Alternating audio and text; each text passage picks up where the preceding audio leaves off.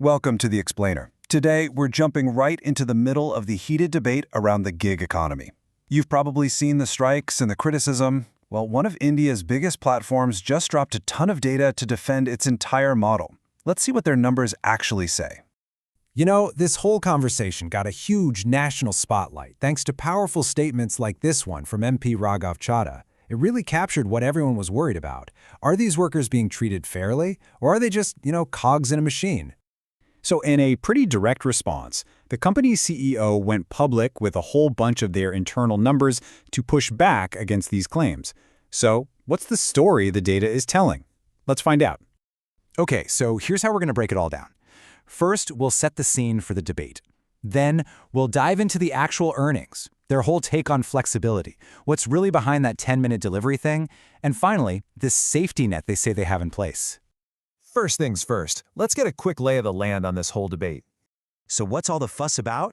Well, it really boils down to claims of low pay and pretty tough working conditions for delivery partners. And this has led to some very public protests, especially during big moments like New Year's Eve, which really got people talking about whether this whole model is even ethical. All right, on to the company's first big counter-argument. And they came out swinging, tackling the pay issue head-on with their own internal data.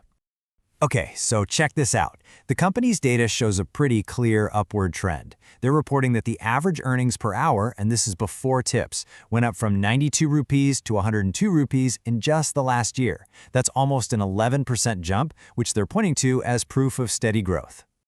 But what does that hourly rate actually look like in your pocket at the end of the month? Well, they gave us a hypothetical breakdown.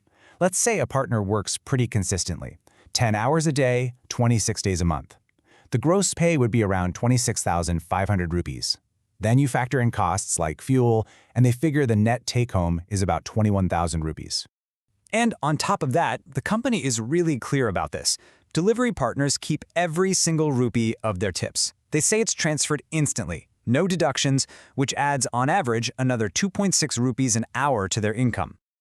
Okay, next up, they take on this idea of overwork and burnout. And their whole argument here is that people are just fundamentally misunderstanding what it means to be a gig partner. In this slide, this really gets to the heart of their argument. On one side, you have a traditional job, right? Fixed shifts, fixed salary. But they say their model is the opposite. It's built on choice. Log in whenever you want, work wherever you want, all on a pay-per-gig basis. To them, flexibility isn't some side benefit. It's the whole point. And they've got the data to back this up. I mean, look at this.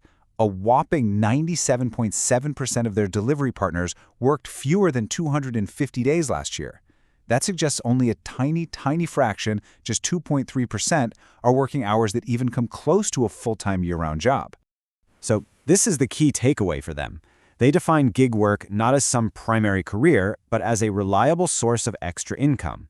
It's a flexible, stopgap option that people can use whenever they need it with absolutely no long-term strings attached.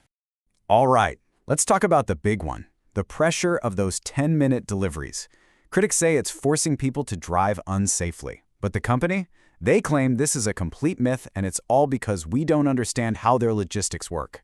They break their logic down into three key pieces. First, and this is a big one, drivers do not see a countdown timer in their app. Second, the speed comes from having a ton of stores located super close to customers. And third, it's all about an efficient system and smart routing, not about making partners put the pedal to the metal.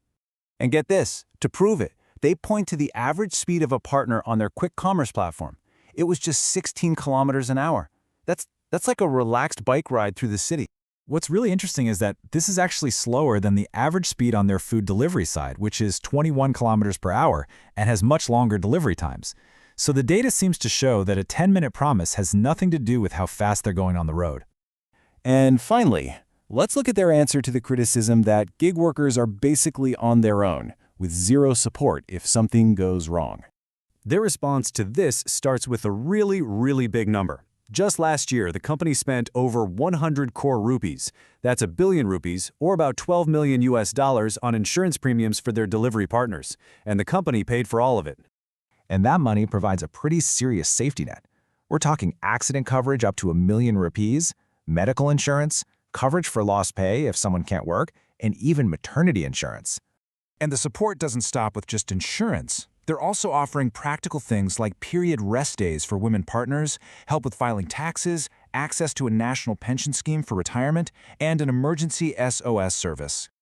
So, that brings us right back to the beginning. We've walked through the company's own data on pay, flexibility, delivery speed, and all these benefits.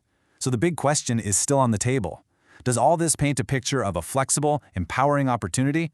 Or is it just masking the flaws in a system that still needs a major overhaul? The data's out there, but this debate is definitely far from over.